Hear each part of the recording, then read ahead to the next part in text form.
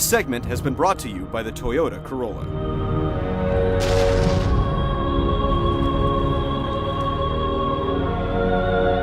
Silicon Knights' console-swapping, engine-suing 2 Human has been in development since the days of the original PlayStation. After a long, arduous road, the final product is almost here. Playing as Baldur, son of Odin, be prepared for a world of techno-Norse mythology where cries of Valhalla are butted up against robots in cyberspace, and gods and crows are covered with cybernetic veins. The story pits Baldur against mysterious machines who have been slaughtering humans, and eventually who or what is behind these monstrosities. The game's title comes from Baldur's dabbles in personal cybernetics. It seems other demi-beings have been deeming him too human to carry out his duty. You'll have to make some difficult choices that will question your take on humanity.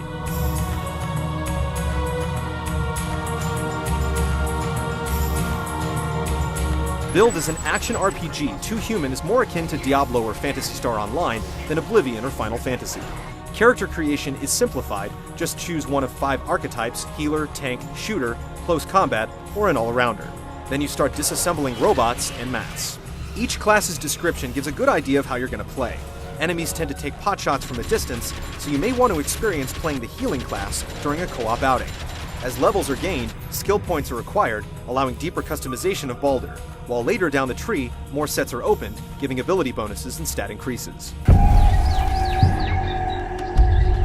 Other than levels and class, Baldur is truly ruled by his gear. It's all about the loot, and after each named monster crashes to the ground, you'll be sure to check what's been acquired and what stats will be increased or other bonuses are applied. Each weapon and piece of armor changes the appearance of Baldur as well, with rarer accoutrements looking quite fetching. Even weapons can be customized with runes for bonuses, and later on, Baldur can find blueprints to make gear from scratch. But after building a better Baldur and agonizing over which gear to equip, it all comes down to combat. It's more arcade than glorified spreadsheet, with melee combos, Devil May Cry style air launches called serving, and guns. Use the right thumbstick to target the robotic adversary with a melee attack, or double tap to launch him, then jump up and continue to lay it on. The triggers squeeze off the rounds, and while there's an infinite amount of ammo, Baldur does need to plan strategic reloads.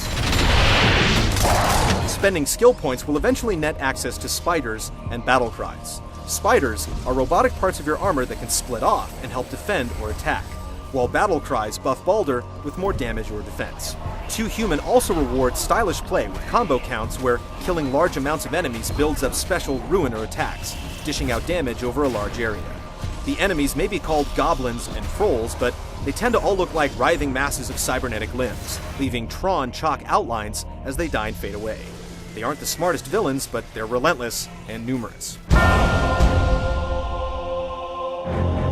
Baldur will need all of these abilities as the dungeons start overflowing with enemies, with named monsters sporting extra health, and bosses that make use of the environments.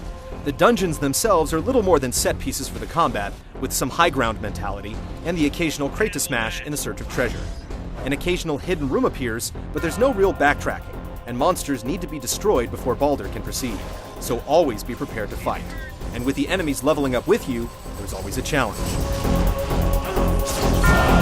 Unless you're the bioengineer healing class, restoring health comes from the rare level up, or finding health orbits from downed goblins.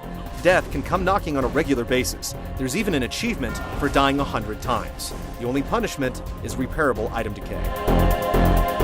It's been a long time coming, but 2 Human is set to ship this August. With co-op now a 2-person affair, it remains to be seen if this dungeon crawler has legs.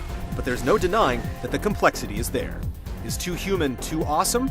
Check back for our full review in the coming weeks.